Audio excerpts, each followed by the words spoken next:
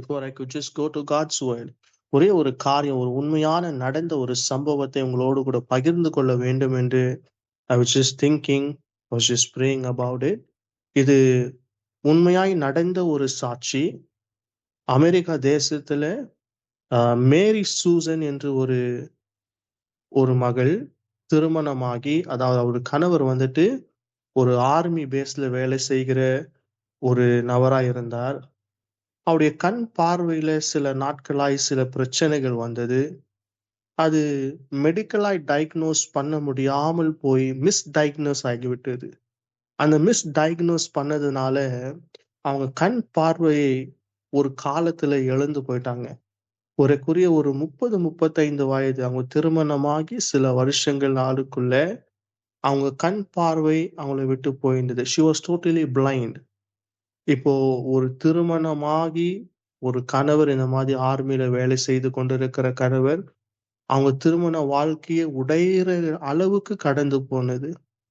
அவங்க என்ன யோசிச்சாங்களாம், ஏன் இந்த வாழ்க்கை எனக்கு ஆண்டவர் ஏன் எனக்கு அனுமதிச்சாரு? ஏன் இந்த காரியம் என் வாழ்க்கையில நடக்கணும்? என் ஆண்டவரே மறுபடியுமாக எனக்கு கண் பார்வையை கொடுங்க என்று அவங்க அநேக நேரம் ஜெபம் பண்ணாங்களாம். அநேக நேரம் காத்து கொண்டிருந்தாங்களாம்.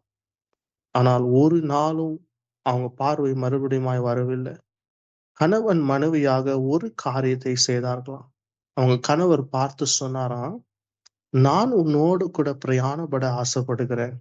உனக்கு கண் பார்வை இழந்து போனாலும் பரவாயில்ல.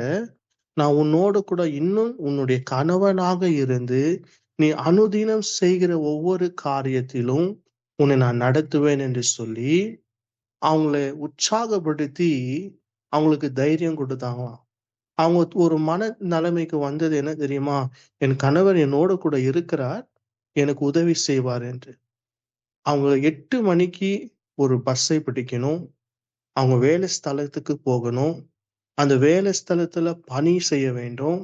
மறுபடியுமாக அவங்கள வீட்டுக்கு கொண்டு வரணும். அவங்க ஒவ்வொரு நாளும் ஏறக்குறைய பல மாதங்களாக அந்த கணவர் அவங்களுடைய மனைவியை கொண்டு போவாராம். ஒவ்வொரு நாளும். அவங்களுக்கு மன தைரியம் வர வரைக்கும் அவங்க செய்து கொண்டே இருந்தாங்களாம். ஒரு காலகட்டம் வந்தது, அவங்களால தொடர்ச்சியாய் அந்த கணவரால அவருடைய வேலையும் பார்க்க வேண்டிய சூழ்நிலை வந்தது.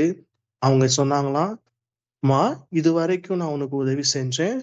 தொடர்ந்து நீ உன்னுடைய தனியா நீ தனியா போகணும். உன்னுடைய பணி வேலை செய்வதற்கு நீ தனியா போகணும்." அந்த அம்மா கொஞ்சம் தடுமாற்றம் அடைந்தாருங்க. எப்படி போவது ஒண்டியாக? இவ்வளவு நாட்கள் நீங்க என்னோடு கூட வந்ததுனால நான் தைரியமா இருந்தேன். இப்போ நீங்க என்னை விட்டு போறேன்னு சொல்றீங்களே அப்படின்னு சொல்லும் பொழுது, அந்த மனைவியை தைரியப்படுத்தி, உற்சாகப்படுத்தி நீங்க போக முடியும் என்று சொன்னாங்களாம். ஒரு திங்கட்கிழமை வந்தது. அவங்க முடிவு பண்ணாங்க, நான் ஒண்டியா போகிறேன் என்று சொல்லி. அவங்க எழுந்தாங்க. அவங்களுடைய வேலைகளை செய்தாங்க. கண் பார்வை இல்லாமலே அவங்க ஒரு பஸ்ஸை ஏறினாங்க. அந்த பஸ் நேரா அவங்களுடைய ஆபீஸுக்கு போகுது. எல்லாவற்றையும் அவர்களையே செய்ய ஆரம்பிச்சாங்களாம். திங்கட்கிழமை வந்தது, செவ்வாய்க்கிழமை வந்தது, புதன்கிழமை வந்தது, வியாழக்கிழமை வந்தது. ஒவ்வொரு நாளும் பர்ஃபெக்ட்டா செஞ்சாங்களாம். வெள்ளிக்கிழமை மாத்திரம் அவங்க பஸ் ஏற மாத்திரத்துல அந்த பஸ் டிரைவர் பார்த்து அந்த அம்மாவை பார்த்து சொன்னானாம், "அம்மா, உங்களை பார்த்து எனக்கு ரொம்ப பொறாமையா இருக்குது" அப்படின்னு சொன்னாங்களாம். அந்த அம்மா அந்த கேள்வி கேட்ட மாத்திரத்துல அது போய் அவங்க சீட்ல போய் உக்காந்து அவங்களுக்கு ஒண்ணும் புரியலையாம். அவங்க பார்த்து கேட்டாங்களாம் டிரைவர, "எனக்கு கண் பார்வை இல்லாம உனக்கு தெரியும். நீ எப்படி சொல்லலாம் என்னை பார்த்து என் மேல பொறாமை இருக்கிறதுன்னு?" "ஆமாமா, நீங்க ஒவ்வொரு நாளும் நீங்க வேலை செய்ய வருவதற்கு உங்களோடு கூட ஒரு மிலிட்டரி டிரெஸ் ஆபீசர் உங்களோடு கூட நடந்து கொண்டிருக்கிறார். நீங்க பஸ் ஏறுவதை பார்க்கிறார். நீங்க பஸ்ஸை விட்டு இறங்குறதும் பார்க்கிறார். நீங்க பணியாற்றிக் கொள்வதற்கு கடந்து போவதற்கான ஒரு ரோடு கிராஸ் பண்ணும். அந்த ரோட நீங்க கிராஸ் பண்றீங்களான்னு கூட உங்களை பார்க்கிறார். நீங்க ஆபீஸ் மேல ஏறின மாத்திரத்துல உங்களுக்கு அழகான ஒரு பொன் முத்தத்தை கொடுத்து, ஒரு சல்யூட் கொடுத்து அவரு வேலைக்கு கடந்து போகிறார்." அதை சொன்ன மாத்திரத்துல அந்த அம்மா அழ ஆரம்பிச்சாங்களாம். எனக்கு தெரியாமலேயே என்னுடைய கணவர் என்னோடு கூட வருகிறார் என்று அப்பதான் அவங்களுக்கு புரிஞ்சுதான்.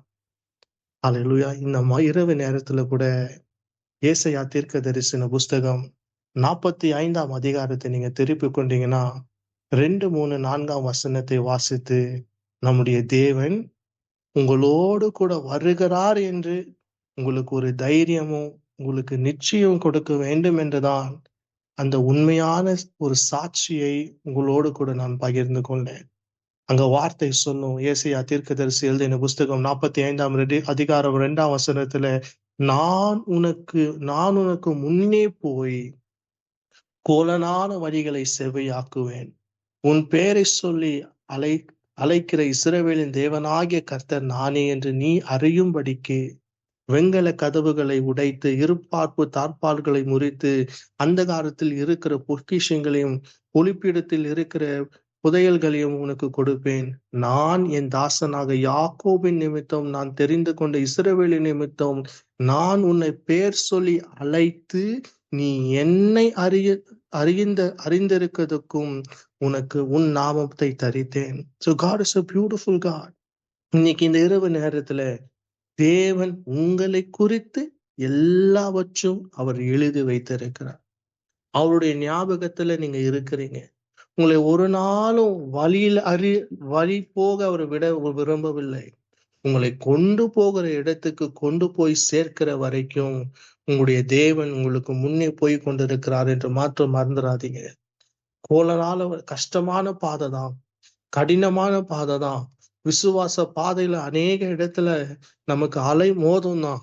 ஆனாலும் நமக்கு முன்பதாக தேவன் போய்கொண்டு இருக்கிறார் என்று அந்த முழு நிச்சயம் நமக்குள்ள வரட்டும்.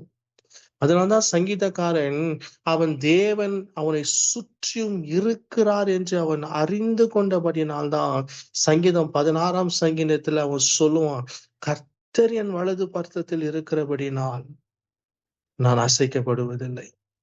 அவன் கர்த்தர் எங்க வச்சிருந்தான் தெரியுமா? அவன் முன்பதாக வைத்திருந்தான். நீங்க சங்கீதம் 16ஆம் சங்கீதம் 8ஆம் வசனத்தை வாசிச்சீங்கன்னா, கர்த்தர் எப்பொழுதும் எனக்கு முன்பாக வைத்திருக்கிறேன், அவர் என் வலது பார்சத்தில் இருக்கிறபடினால் நான் அசைக்கப்படுவதில்லை. உங்களுக்கு முன்பதாக நீங்க யாரை வைத்திருக்கிறீங்க? உங்களுடைய சிந்தனைக்கு முன்பதாக என்ன இருக்கிறது? உலகத்தில் இருக்கிற காரியங்கள், பிரச்சனைகள் உங்களுடைய சிந்தனையை அலமோதி கொண்டு இருக்கிறதா? இல்ல தேவன் எனக்கு முன்பாக இருக்கிறாருங்க, அவர் என்ன பிரச்சனை வந்தாலும் என்ன கோலனான வழியையும் என்னை செவ்வையாக்க முடியும் என்று நீங்க விசுவாசிக்கிறீங்களா? Today the body of Christ நமக்கு வாழ்க்கையில வருகிற ஒவ்வொரு காரியத்தையும் நாம் பார்க்க பார்க்க பார்க்க பார்க்க மனசு சோர்வு வரும். கேள்விகள் அநேக எழும்பும். எப்போ முடியும் என்று கூட நாம் யோசித்துக் கொண்டு நினைத்து கொண்டிருக்கலாம். ஆனால் கர்த்தர் முன்பாக போய்கொண்டு இருக்கிறார் என்று நீங்கள் பார்க்கணும், நீங்கள் அறிந்து கொள்ளணும், உங்களுக்கு தெரியணும். என்னுடைய காரியங்கள் எல்லாமே என் தேவனால் ஒருவர் மாத்திரம்தான் செய்து முடிக்க முடியும் என்ற நிச்சயம் வரணும். அன்னைக்கு கோரேசுக்கு கொடுத்த வாக்குத்தத்தம் தாங்க இன்னைக்கு நமக்கு கர்த்தர் கொடுக்கிற. உனக்கு முன்பதாக நான் போய்கொண்டு இருக்கிறேன், நீ கவலைப்படாத, நீ யோசிக்காத, நீ பயப்படாத, நீ திகையாத, நான் உன் தேவனாய் இருக்கிறேன். He is your God. நீங்கள் தேவனை உங்களுடைய தேவனாய் பாருங்க, ஒரு தகப்பனாய் பாருங்க, நல்ல மேய்ப்பராய் பாருங்க, உங்களை நடத்துகிறவராய் பாருங்க. நீங்க ஒவ்வொரு நாளும் உங்களுடைய தேவனை பார்க்க பார்க்க பார்க்க எத்தனை அலைகள் வந்தாலும், எத்தனை பிரச்சனைகள் வந்தாலும், என் தேவன் எனக்கு முன்பாக கடந்து போய் கொண்டிருக்கிறார் அந்த அந்த முழு நிச்சயம், அந்த தைரியமும் நமக்குள்ள வரும். வசனத்தை வாசிங்க. ஒவ்வொரு நாளும் நீங்க வசனத்தை வாசிக்க வாசிக்க வாசிக்க கர்த்தர் உங்களோடு கூட இடைப்படுத்திக் கொண்டுதான் இருப்பார். இஸ்ரவேல் தேசத்துக்கு அதுதான் நடந்தது. எகிப்தில் அவர்கள் 430 வருஷம் மற்றும் வாழ்ந்து கொண்டிருந்தார்கள். தாசனாகிய மோசேயை எழுப்பி கர்த்தர் அவர்களுக்கு ஒரு நாள் விடுதலை கொடுக்க வேண்டும் என்று விரும்பினார். அவளை வெளியே கொண்டு வந்தார். அவங்க வெளியே கொண்டு வந்த மாத்திரத்துல அவங்க எப்போ அவங்க சிவந்த சமுத்திரம் பார்த்தார்களோ, எப்போ பார்வோன் அவனை துரத்தி கொண்டு வருகிறதை பார்த்தார்களோ, அவர்களுக்கு பயம் வந்தது. அவளுக்குள்ள என்ன செய்வது என்று தெரியாமல் நின்று கொண்டிருந்தாங்க. மோசேயை கொலை செய்யும்படிக்காக அவருடைய இருதயம் ஆயத்தப்பட்டு இருந்தது. ஆனால் ஆண்டவர் எவ்வளவு நல்லவர் தெரியுமா? ஆண்டவர் தேவன் மோசேயை நோக்கி பேசுவார். நீங்க யாத்திராகம புஸ்தகம் 14ஆம் அதிகாரத்துல நீங்க 19ஆம் வசனத்தை நீங்க வாசிச்சீங்கன்னா, அங்க சொல்லும் வசனம், Then the angel of God who had been leading the people of Israel moved to the rear of the camp. Hallelujah. யார் நடத்தி கொண்டிருந்தாருங்க? இஸ்ரவேலை நடத்துவதற்காக தேவன் ஒரு தேவ தூதனை முன்பாக அனுப்பி, அந்த முன்னே இருக்கிறவர் பின்னே சத்துரு வரான் என்று பார்த்த மாத்திரத்துல அவனை தடை பண்ணினாராம். அப்பொழுது இஸ்ரவேலின் சேனைக்கு முன்பாக நடந்த தேவ தூதனானவர் விலகி அவளுக்கு பின்னாக நடந்தார். அவர்களுக்கு முன்னே இருந்த மேகஸ்தம்பம் விலகி அவளுக்கு பின்னே நின்றது. ஹalleluya. உங்களை சத்துரு துரத்தி கொண்டு வருகிறானா? உங்களை சமாதானத்தை திருடி கொண்டிருக்கிறானா? என்ன செய்வதென்று தெரியாமல் தத்தளிக்க விட்டு கொண்டிருக்கிற பயப்படாதீங்க. முன்னே போய் கொண்டிருக்கிறவர் உங்களை பின்னையும் பாதுகாக்க உண்மை உள்ளவராயிருக்கிறார். He is a faithful God. நல்லா தெரிஞ்சுக்கங்க. He is faithful. உங்களுக்காக யாவற்றையும் செய்து முடிக்கிறவர் மாத்திரமல்ல, உங்களோடு கூட இருந்து உங்களை நடத்த அவர் உண்மை உள்ளவராக இருக்கிறார். He is such a faithful God. He is a faithful God. உங்களுக்கு முன்னே போய் கொண்டிருந்தவர் உங்களை சுற்றி இருக்க முடியும், உங்களுக்கு பின்னாடி இருக்க முடியும், உங்களோடு கூட நடந்து வர முடியும். உங்களுக்காக அவர் எல்லாவற்றையும் செய்ய உண்மை உள்ளவராயிருக்கிறார். Is such an awesome God. Is such a great God. ஆண்டவராகிய இயேசுடைய ஒவ்வொரு வார்த்தைகளும் ஒவ்வொரு இடத்தையும் நீங்க பார்க்கும் பொழுது He will be marvelous. He is a faithful God to lead you till the end. உங்களை மரண பரியந்தம் உங்களை நடத்த அவர் போதுமுள்ளவராயிருக்கு. என் வாக்கு தத்தத்தை நீங்க பிடிச்சுக்கொள்ளு. இந்த வாக்கு தத்தங்கள் எல்லாம் இயேசு கிறிஸ்துவுக்குள் நமக்காக ஆம் என்றும் ஆமேன் என்றும் இருக்கிறபடினாலதான் இன்னைக்கு இந்த இரவு நேரத்துல சத்தத்தை கேட்டுக்கொண்டிருக்கிறீங்க. நீங்க உங்கள் தேவன் உங்களோடு கூட முன்னே கடந்து போய் கொண்டிருக்கிறார் என்று நீங்க மறந்துடாதீங்க. நீங்க மறந்துடாதீங்க. உங்களுக்கு முன்பதாக போய் கோலனால வழிகளை செவ்வையாக்கி கொண்டு உங்களுக்காக வாசல்களை திறந்து கொடுப்பார் தேவன். இல்லாதவைகளை இருக்கிற போலவே பேர் சொல்லி அழைக்கிற தேவன் என்று வாக்குத்தத்தத்தில் எழுதியிருக்கிறபடி He could create brand new ways for you. அன்னைக்கு சிவந்த சமுதிரத்துக்கு முன்பதாக மனுஷனால் கற்பனை கூட பார்க்க கூட முடியாத அளவுக்கு தேவன் அற்புதத்தை செய்தாருங்க.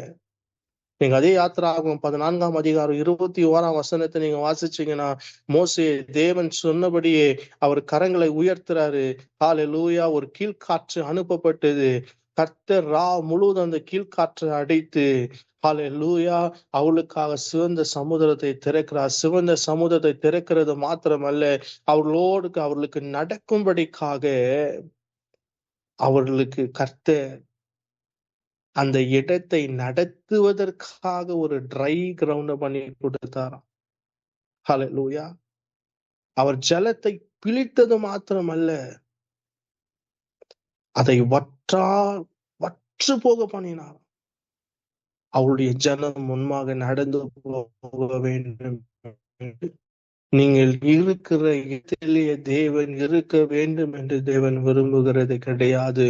உங்களை கானான் தேசத்துக்கு கொண்டு போக வேண்டும். உங்களை நித்திய ஜீவனுக்கு கொண்டு போக வேண்டும். அதற்காக தான் தேவன் நம்மை அழைத்த உண்மை உள்ளவர். உங்களை கடைசி வரைக்கும் உங்களை நடத்த வேண்டும். நீங்கள் செய்ய வேண்டிய ஒரே ஒரு காரியம் என்ன தெரியுமா? எபிரேயருக்கு 8ஆம் அதிகாரம் 1-2 வசனத்தில் எழுதியிருக்கிறபடி நம்முடைய கண்கள் எப்பொழுதும் ஆண்டவராகிய இயேசு கிறிஸ்துவின் மேல் மாத்திரம் இருக்க வேண்டும். இந்த வசனத்தை வாசிச்சு பாருங்க.